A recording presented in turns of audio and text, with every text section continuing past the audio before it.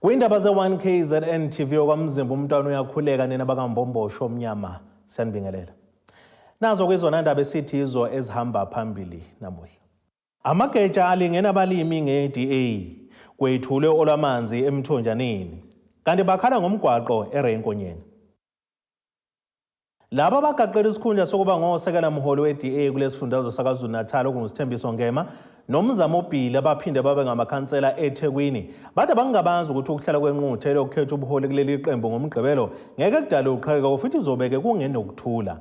Lokhu bakuveze kwengxoxo ekhethekile kulandela ukuba kobe eqhoqhobe lesikhundla uChris Pappas eveza ukuthi ucela ungabuyi ukuze ezogxila kumsebenzi wokuba yimeya kumasipala waseMngeni. Konke sukumgomumo ngamalungiselelo engqongothelo lokukhetha ubuholi obusha beDA kulesi sifundazwe. Kumagama abantu avelayo kubonakala ubuholi ophezulu bufuna ukubuya kodwa kukhona amagama abantu abasha bagaqele lezi zikhundla.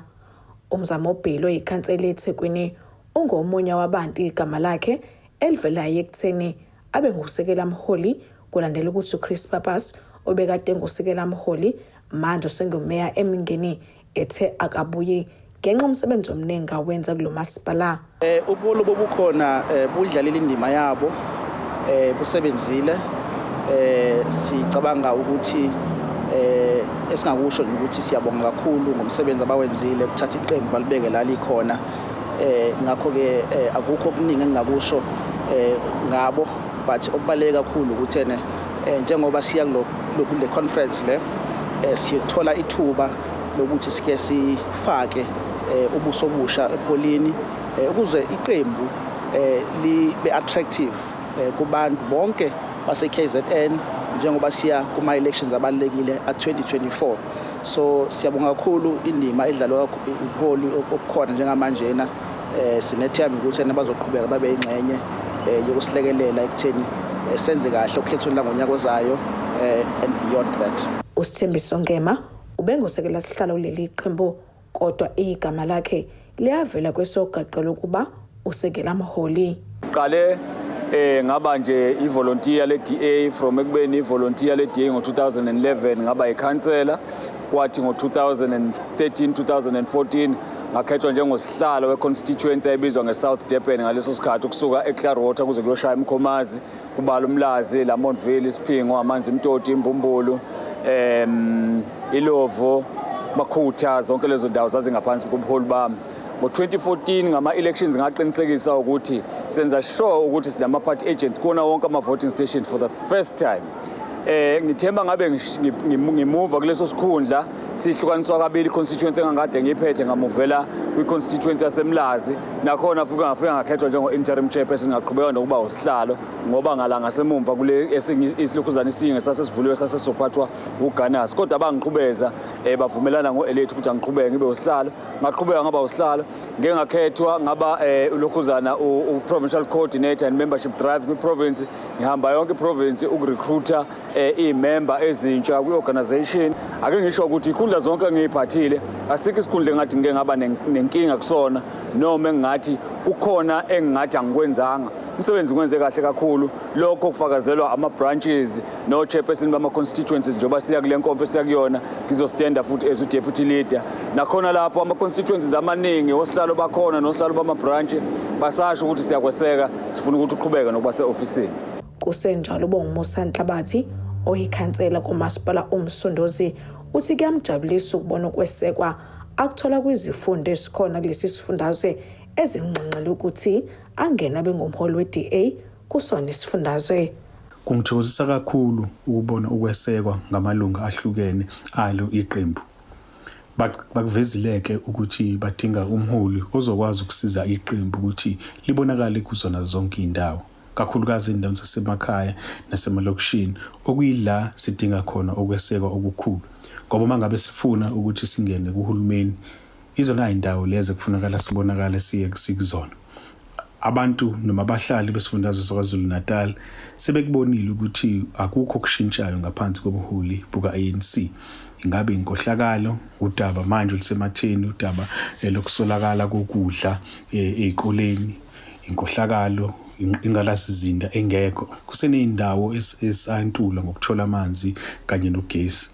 ufuna ukubuya kulesi sikhundla sokuba umholi uthi ukholwa ukuthi muningi umsebenzi omuhle abawenzile ukukhulisa iqembu futhi kusekuningi okusafuneka ukuthi bakwenze. I think the last 2.5 years under my leadership in KwaZulu-Natal has shown us exactly what the DA can achieve. We had the resounding victory in Ngeye, which is exactly what we were aiming for.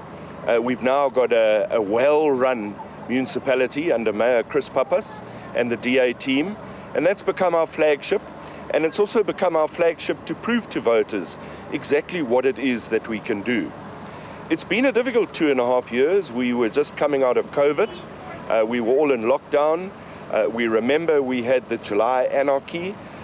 We've had 2 rounds of floods. So what's happened to the DA is we've once again proven in the province of KwaZulu-Natal that we're not just an effective opposition, but we're in fact a government in waiting. Where the province and the municipalities failed us during the riots and during the floods, our councillors, our public representatives, our MPs and MPLs were on the ground and assisting people where government failed us. And we showed that as the DA, we can unite our province. Ubhili ekhuluma nethimba uthokolo ukuthi iqembu DA lisengashintshi impilo zabantu kulesi sifundazwe ngoba kuningi elikwenzayo ezindaweni eliphethe kuzona. Qiniso ukuthi abantu base KZN nase South Africa nje yonkana bakhathele iqembu leANC. Kumele ke thina njengabaholi beqembu leDemocratic Alliance okuyiqembu lesibili elikhulu eSouth Africa sizibeke kwiposition la abantu mangabe bekhathele iANC bezosibona njengeqembu ekufanele abantu bakithi balijoyine. Ingabe bamhlophe, ngabe bamnyama, ngaba makhaladi, ngaba mandiya, but kumele ngasonke isikhathi sizibeke kwiposition la abantu bezobona ukuthi ene iDA lona iqembu lokujoyina ngoba yini senza kahle la siphatha khona. Iqiniso yilelo nangu nje umngeni kuyabonakala ukuthi la kuphethe khona iDA izinto ziyashintsha senzeka kangcono, senze kangcono kubonakala khona ushintsho emphakathini. So ngicabanga ukuthi ene indima noma umsebenzi omkhulu kakhulu weqembu leDA esifundazweni kwaZulu-Natal ukufinyelela kuyona yonke imiphakathi nemessage eyodwa yokuthi abantu bakithi abajoyine iDA, abasupport iDA ukuze sibe nesifundazwe esizofana nomngeni. Eqhubeka echaza uNgema okunya kuvezile uthi ubuholo obukhona obufaka naye phakathi kuningi abakwenzile ukusiza imiphakathi nangesikhathi sezibhelu nangesikhokhula. Ake ngibushayile ihlombe ubuholo obukhona ikakhulukazi ubuholo buka Francois Rogers no Dean McPherson. For a first time ilokhuzana iprovince yaKwaZulu-Natal irecognize ngomsebenzi ewenzile kwi-conference yase national best performing province award eyitholile. Kodwa ke phezulu kwakho konke lokhu uzokhumbula ukuthi ngesikhathi seyikhukhula iDA yona besemgaqweni ilekelela kakhulu abantu ikhulumela nabantu nosomabhizinisi ababekhukhulwe izikhukhula. Akugcinanga lapho futhi nangesikhathi seyibhelu iDA yona kuqala yayisemgaqweni uqinisekisa ukuthi osomabhizinisi nabantu ababekade bekhahlanyezwe izibhelu lezi ezasuka kushiswa itolo kushiswa amamole. Ngaleso sikhathi ubuholi beDA obuholo Francois kanye noDean baqinisekisa ukuthi bazolana nosomabhizinisi bayabahambela ukwenza neassessment yomonakalo wawenzekile nokulelekelela ke osomabhizinisi ukuapplyela igrant yomonakalo wakade wenzekile kulabo lokho bakufanele bakuapplyele nokubaphushela nokuba-advise ukuthi ukuze lokhuzana ama-applications abo aphuthume kwimishwalense yabo iziphi izinto ezingama-basic needs noma ke ama-basic requirement ukusheshisa ukuthi umshwalense ukwazi ukusheshe ukukhokhele ney'thombe namavidiyo belekelela ngakho konke lokho. uRogers uthi bazimisile kakhulu ukunyusa amavoti abo kukhetho lukazwelonke lwangonyaka ozayo. I think 2024 offers a huge opportunity. We all know at this stage that the ANC is facing enormous challenges in voter support. Voter apathy amongst the ANC is the highest it's ever been. At the moment, they're polling at round about 33%, and we're polling at 10% below that. So 2024 presents itself with the opportunity of the DA doing what we did in Ngeye, through coalitions and through cooperations with other political parties, working together and taking over the governance of KwaZulu-Natal. It is so needed at this stage that we need a new government in the province of KwaZulu-Natal. If one looks at the financial vulnerability of our province, if one looks at the state of the national school feeding scheme at the moment, the NSNP, that's collapsed. Everything is collapsing around the ANC. uFrancois Rogers benoba umusa Nhlabathi bakaqalisa ukuba umholi we-DA bese kuthi uDan McPherson noDiane Cocker Bernard bakaqalisa ukuba osihlalo kwesikasekela mholi kuvela igama likaSithembiso Ngema nomzamo Billy kanti kumagama abantu abagaqele izikhundla zokuba usekela sihlalo kuvela amagama abantu abayishumi. Inkomfa izohlala osukweni lakusasa eThekwini. Kutebogo Sibisi ngibeka ngaseThekwini. Imeya kamasipala wesifunda iKingcetshwa uThamsanqa Ntuli wethula uhlelo lokusatshalaliswa kwamanzi oluzodla imali elinganisela kuyigidi eziyisithupha zamarandi. Lolu hlelo luzohlomulisa indawo ezahlukene engaphansi kamasipala womthonjaneni okubala kuzona wa 3 no wa 11. Mphemba uthi ulindele ukuthi ke kuphele izinyanga ezine ubuso uphothuliwe lo msebenzi. Imeya kamasipala eKingcetshwayo uThami Ntuli uthi ngaphezulu kwekhulu imizi ezothola amanzi ahlanzekile kuwa 3 no wa 11 kumasipala umthonjaneni. Njengoba ke ethula uhlelo lwamanzi. Lolu hlelo kulindele ukuthi liphothulwe ngemuva kwezinyanga ezine. Njengoba sesilungisa umonakalo eKingcetshwayo ukuthi abantu bathola amanzi enkosini yasobuka kuwa 3 no wa 11 la khona imizi noma imindeni engaphezulu ka100 ezoba neaccess to clean water. Silindele ukuthi ke emveni kwenyanga ezo4 bese sibuya kulomphakathi sesikwazi ukuthi sizohlola ukuthi abantu sebewaphuza yini amanzi ngoba imali esiyithule namhlanje imali engaphezulu ka6 million lezi ezokwazi ukufaka amanzi kule mphakathi lena ekade ngibalula eyahlukahlukene kuchungechunge ke lemisebenzi ke siyenzayo la eKingcetshwayo ukuzama ukulungisa isimo samanzi okuyona inkinga enkulu esificile la eKingcetshwayo njengoba kulonyaka nje umuntu asewuqedile miningi imisebenzi siyiqalile esesiqedile abantu sebaphuza amanzi nakule mphakathi yombili silindele ukuthi kwenzeke kanjalo ke. Imeya ithi ngalolu hlelo umphakathi uzohlabana ngamathuba omsebenzi kanye nokuthuthukiswa kosomabhizinisi abasafufusa. Abantu bendawo bazohlomula bakhona amathuba azoba khona phela ngenkathi wenziwa lo msebenzi kuyo abantu bendawo nakhona kuyimali lengibalulayo u30% sithe usale endaweni ngoba kufanele ukukhuliswa osomabhizinisi abasafufusa emphakathini noma endaweni bazokwazi ukuthi nabo bakwazi ukuthi bahlomuleke kulolu hlelo lolu esizolithula namhlanje. Kanti ke undunankulu wesizwe sakwabiyelo ubuka umbongeleni Ntenga uthi bazoyiqaphisa kwizikhali zamantungu ayingqalasizinda yamanzi ngemuva kwesikhathi eside bewahluphekele. Kulokho besilethelwe khona umasipala sinaleyo culture nje ukuthi into mase siyinikeziwe sinokuqonda ukuthi yethu leyo nto senza ngeindlela zonke ukuyivikela ukuthi ingavandalizeki. Mase beyibekile akhona ukuqala kulethwa intuthuko la uma isila kithi siyoyivikela ngeindlela zonke ingavandalizeki ngoba yethu akuseyona kamasipala. Ezindabeni ze1KZNTV kube kumqondisi Myeni obuka. Ake sithi ishelele itolo lombukelo sophinde sibuye nezinye zeindaba zethu.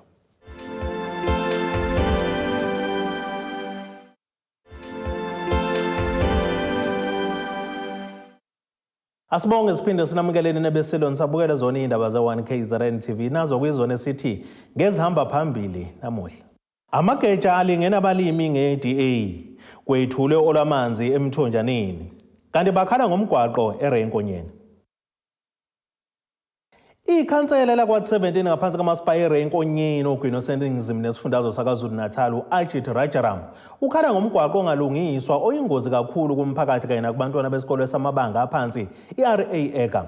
Ngokusho kwakhansela utholeke isikhalazo ukuthishanhloko kulesi sikole ngalomgwaqo oyingozi kubantwana. Ikhuluma neziko leindaba Rajaram uthi lo mgwaqo umbiwe umasipala wawushiya kanti ngalimala umntwana njengoba ke umbiwe ke phambi kwalesi sikole. Ikhansela la kuward 17 likhala ngomgaqo ombiwe umasipala wawushiya ungalungisiwe kanti uyingozi kubashayeli bezimoto kanye nakubantwana besikole samabanga aphansi njengoba kumbiwe phambi kwasi isikole. Ekhuluma neziko lezindaba ukhansela uthi umasipala wawulungisa amapayipi avuzayo wabusushiya kanje. I received a call yesterday morning from the principal, and then I asked him to send me pictures of the problem that we are experiencing out.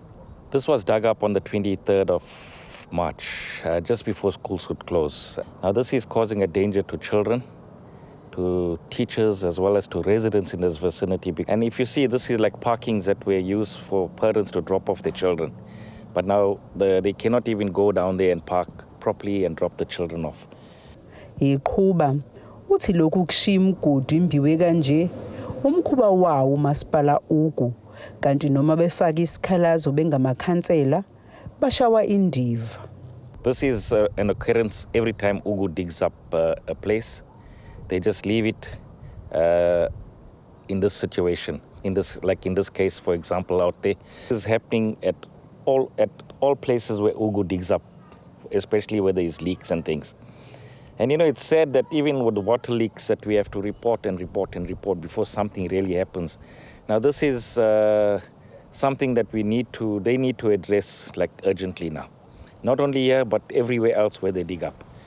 Esephetha uthi babhekene nobunzima bengamakhansela ngoba umphakathi ufaka kubona izikhalazo kanti umphakathi ufuna izimpendulo lezi bona kwesinye isikhathi abangenazo ngoba izikhulu zikamasipala zingabaphenduli. Residents hold councillors responsible when this happens. Now we don't have a TLB, we don't have machinery or staff that can now go there and fix it for the residents. We depend on our municipality. As I got the information, the video, the pictures and stuff, I did send it to Ugu. I sent it to the Ugu control room as well, to the WhatsApp numbers. We got a WhatsApp group with all the councillors and the officials. I didn't even receive a response that, councillor, you know what, we saw your pictures, we will send someone to investigate and see how to resolve it. Uthinta umasipala ugu ngalolu daba imizamo iphunzile. Ezindabeni ze1KZNTV kubika uZamando Sicele ngisesayidi. Isaqhubeka namanje inkinga yokwentuleka kwamanzi komasipala abaningi besifundazwe eKwaZulu-Natal. Izoko le ndaba le1KZNTV lihambele kumphakathi waseMzinyathi kanye nawasothukela amaphakathi nesifundazwe mayelana nalolu daba kanti amalungu omphakathi athi abhekene nengwadla njengoba sekupheleka iminyaka eminingi bengawathola amanzi. Baphinda baveza nokuthi inqalazinde yamanzi yebo ikhona impela kepha kayinakekelwa ngendlela efanele. Isaqhubeka inkinga yokwantuleka kwamanzi komasipala abaningi KwaZulu-Natal. Ithimba lezindaba ze1KZNTV livakashele isifundo uMzinyathi kanye nothukela lapho sithole khona imvoto ukuthi amawadi amaningi asabhekene nalengwadla yokwantuleka kwamanzi. Ikhansela kaWard 3 uThuli Zuma uthi ingqalasizinda khona ayineli lonke iwadi. Laphana kaWard 3 senzeliwe ingqalasizinda kodwa yakhava indawo ezimbalwa, yakhava uvala umlomo, yakhava untuthu nawo ongaphelelanga, yakhava i4 nayo edonsa embuba. Ukusukela ke kwezinye indawo uNgqayizivele, uBinoni, uMahulula, ukusuka equbeni uya le eMgaga umdlelanto asinawo amanzi. Uqhubeka ngokuthi benzile ucwaningo ngamapayipi afakwe kule ndawo bathola ukuba abanakekelwa ngendlela efanele. Kanti ikhansela kuWard 9 emvoti uSiyabonga Zondi uthi lenkinga yamanzi ibhekene nomvoti wonkana. Inkinga yamanzi sibhekene nayo umvoti wonkana kusola kuWard 1 kuya kuWard 14. But sekubaleka kakhulu ukuthi ingqalasizinda sinayo kodwa ke amanzi awaphumi. Uma sithi siyalandelela kuyavela ukuthi ngazi ukuthi izinto zokulungisa azikho. Uphinde waveza ukuthi kusazoba nezinkinga endaweni zokukhuculula indle njengoba imali yokulungisa le ndawo ingekho kuhlahlomali ka2023-2024. Sikubalula kakhulu ilento ye-water treatment plant esitshengisayo ukuthi for usabeleza imali ka2023, 2024, 2025 no 2025, 2026 akukho okubaluliwe sokwazi ukuthi silungise ngakhona in terms of amanzi and sanitation. Elinye lamakhansela liveza ukuthi lokhu kunganakekelwa kwempilo zabantu kanye nokusebenza komphakathi. uTeresa Edwards wakuWard 10 uthi abantu abanawo amanzi ingqalasizinda ayinakekelwa. Our people have no water. And I am not too sure where we're going to get this water from, but infrastructure is not attended to. It's not budgeted for. In terms of everyday working, our people just do not have water. So at the end of the day, I'm thinking in this critical situation, someone needs to take control. Someone needs to be the person who acknowledges that we are in a dire situation. Kanti uWard 2 uthi amanzi abawazi bawathola kanye ngezithuthi manzi. Ikhansela kule ndawo Philani Mavundla uthi njengoba amaloli athutha amanzi efile kunzima ukuba amanzi atholakale. Engakubeka ke mina wathi nyami uWard 2 waseMatimatolo hayi amanzi aswazi.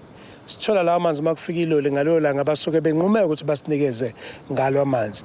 Ingqalasizinda ikhona phansi kunamabhoholi kunama reservoir okubeka amanzi kodwa awaphumi amanzi faza lethe ngamaloli ngalelo langa basuke befuna ukuthi bawalethe ngalo sike sabona ke sikhombisa amaloli angenawo amasondo awakwazi ukuthutha amanzi ilokho sicela usibheke khona manjalo imeya yomzinyathi Phawulile ngodaba lamanzi emcimbini okwethula uhlelo oludidiyelwe emvoti uPetros Ngubane uthi ukwanda kwabantu yikho kwenza kube nzima ukutholakala kwamanzi. Kuthe ngokwenzeka kwezinto uma sesingena ke nathi kohulumeni basekhaya ngonyaka loyana ka2000 sekuthiwa sihlangane sonke kwakhiwa uhulumeni basekhaya bentando yeningi iyona lapho ke indaba ngoba abantu babengahlelelwe abaningi kwakuhlelelwa abantu abancane kuphela enye inkinga esithola amapipe ayakhiwe ayemancane kakhulu ukuhambisa amanzi emancane balwa ngama diameter lena futhi kwamapipe asbestos ngaphezulu kwalokho nalabo abahlala emahostela njengasenhlala kahle eGreytown nabantu abakhele indawo leyo babe bancane lento sishaye kakhulu ke manje ngoba sebandile abantu. Uphinde waveza ukuthi basanezingqinamba mayelana nokulungiswa kwezithuthi manzi kepha kusukela ngonyaka ka2023-2024 izinkinga zizoncipha. Uthenga ama-trucks nawo emzinyathi saba ngokuqala futhi ukuthenga ama-truck angaqashwa emzinyathi kodwa esemasha bene-service plan yabo sekudlule lapho sekufake siyi-service imali yokwasevisa imbeqola amathayi ne-maintenance yawo besiwahambisa ngaphandle beyowenza sisithatha isinqumo ke manje ukuthi siqashe omakhenika yethu uma kuqala lonyaka mali sikhande izinto zethu ngaphakathi sicabanga ukuthi umsebenzi uzokwehla ke kusuka kuJuly 1 kuyale uzoncipha umsebenzi. Khona manjalo amalungu omphakathi athi sewukaningi exhumana namakhansela mayelana nalolu daba. Njengoba ukhansela ke waveza nje namanje ukuthi amanzi agcine ngo2020 kuyiqiniso liphelele kodwa kukona ukuthi awacelwa ayacelwa kodwa kushiwo lokho kusasa uma wakade kuthiwa kuphuka i-truck kuthiwa selungiswa uzotshela ukuthi diesel aninawo sinalento ethi ke bayasicela impela okhansela izinto kodwa bese kuqhamuka inkulumo ezothi imali iphelile akusho ukuthi ayikho kuthiwa imali iphelile umbuzo enginawo uthi iyaphela yini imali engasebenzanga ngicela kufanele kuphela imali isebenzile yenzeni ngoba nayo ingqala zindala ekhona ukhansela yakhuluma ngayo efuna ukuthi ivuselelwe isebenze njengoba ilokhuzane ikhona. Leli lunga lomphakathi liqhube ngokuthi basebenzisa amanzi asemfuleni umvoti kodwa njengoba sekusebusika ayangcola kanti ayagulisa. Lesiyemdlelanto thina amanzi futhi ngabe siyawaswela kuleya vidile ngenxa ukuthi sinamanzi nje ayigelezela angashi ngempela kuyiqinisa ukhansela methi awasho kodwa makungena ubusika ayangcola angcoliswa ukuthi ngesikhathi ehla engasafani wakade kusuke kuyisehlobo kuba nezinto ezikhona ukuthi asaphuze ngendlela okuyona seyagulisa mangase kube nendlela impela nje ukufaka kwamabhoholes kuvulwe nelokhuzane namapisi khona ipisi elikhona emdlelani ukuthi kodwa lisebenzi ake sithi amanzi awekho kodwa kube kukhona ukuthi kodwa ulokhuzane umasipala wethu wasemzinyathi awufuna ukusinakekela kuloko okukhona ukuthi ngcola phela kusebenzeke lokho okukhona sinakho lokho. Kanti usezimiyaka wakuWard 9 uthi amanzi ayabahlupha kakhulu endaweni yaseGugulethu wabe senxusa bomzinyathi ukuba beletha amaloli athutha amanzi.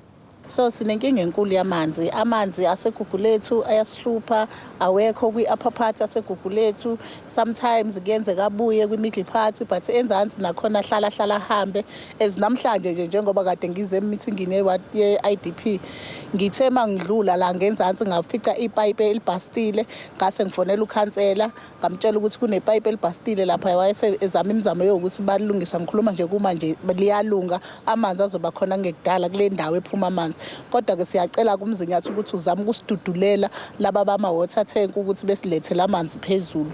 Khona manjalo ithimba le-1KZNTV lihambela umasipala wesifunda uThukela lapho sikhulume khona nomeya mayelana nezinkinga bekade bebhekene nazo njengomkhandlu. Inkosi uNtando yenkosi Shabalala uthi bake baba nezinkinga kanye nabasebenzi. Sike saba nenkinga phambilini, abasebenzi besabotage ukusebenza. Bebulala amavalfu, bebulala amapipe amanzi. Ebese esikwenzeke besingagcini ngokukhala sithi kubulewe, bese sizama imizamo ukuthi kufikseke kusuke kufile. Ubese veza ukuthi njengoba sebubhulile umlilo wabasebenzi, umsebenzi wamanzi uyathembisa, kepha banezinkinga ngezithuthi manzi. Khona manjalo uveza ukuthi sebe nezinye izixazululo zokuba umphakathi uthola amanzi njengoba umlawuli womkhandlu engawenza umsebenzi ngendlela efanele.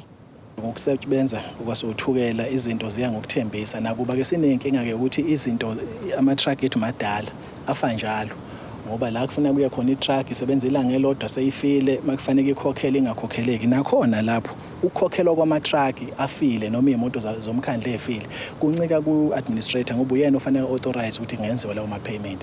Manje ke awenzeki. Umbuzo ke ukuthi ke wayanga authorize ukuthi kukhokhelwe o-service provider besikhandela lezi moto.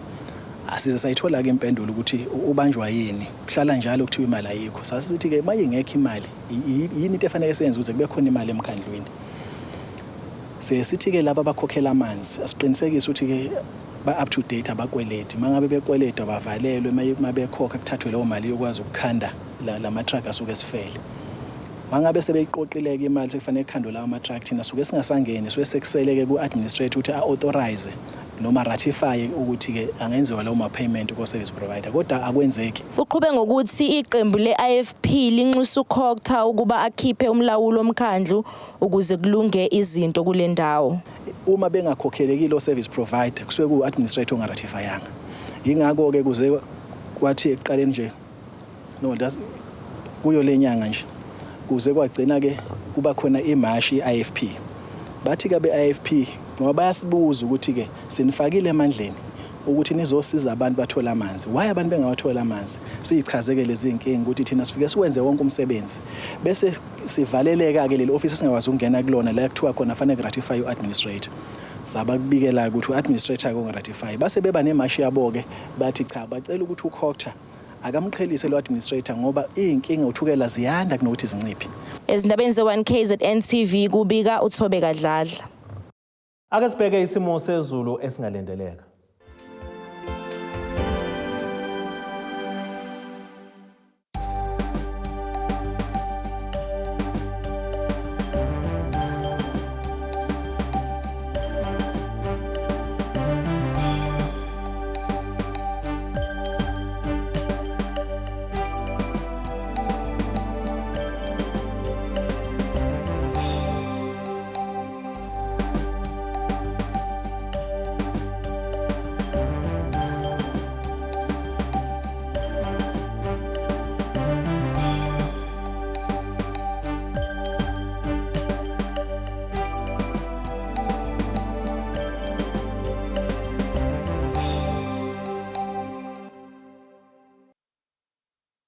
Nina bentule bande ngodonga kwelakithi kwaNongoma ziyaguqa besiyiphaka namuhla kuze kube ngokuzayo.